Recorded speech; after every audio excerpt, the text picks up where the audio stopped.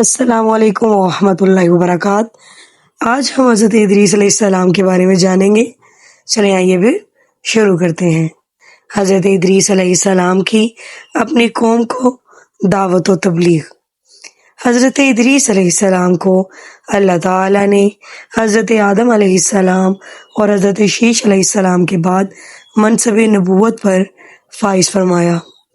اللہ تعالیٰ نے آپ علیہ السلام کو بہت اونچا مقام عطا فرمایا اور اپنے مقرب ترین بندوں میں شامل فرمایا۔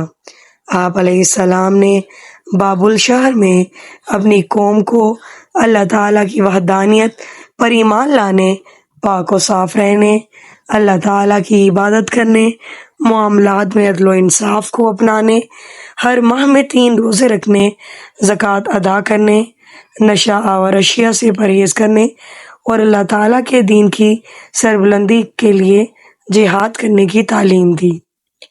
لیکن قوم کے اکثر لوگوں نے ماننے سے انکار کر دیا۔ آپ علیہ السلام کے سمجھانے کے بعد جب وہ نہ مانے تو آپ علیہ السلام بابل سے ہجرت کر کے مصر چلے گئے۔ وہاں 72 قبیلے آباد تھے۔ اللہ تعالیٰ نے آپ علیہ السلام کو ہر قبیلے کی زبان سکھا دی۔ آپ علیہ السلام ہر قبیلے کو اس کی زبان میں تبلیغ فرماتے تھے، جس کی وجہ سے بہت سے لوگ دائرہ اسلام میں داخل ہو گئے۔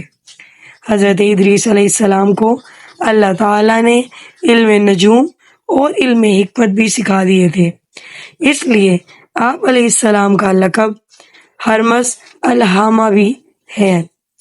ہرمس علم نجوم میں مہارت رکھنے والوں کو کہتے ہیں۔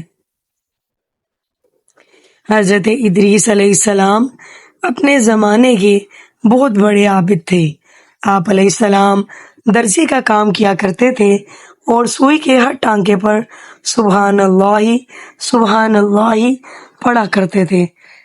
سورہ مریم آیت نمبر 56-57۔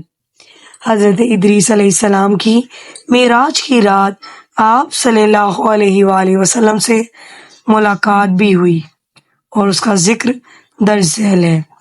رسول اکرم صلی اللہ علیہ وآلہ وسلم معراج کا سفر کرتے ہوئے جب چوتھے آسمان پر پہنچے تو آپ صلی اللہ علیہ وآلہ وسلم کی ملاقات حضرت ادریس علیہ السلام سے ہوئی۔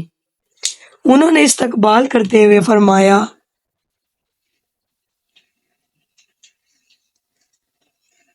مرحبا بالاخ الصالح والنبی الصالح، نیک بھائی اور نیک نبی کو خوش آمدید۔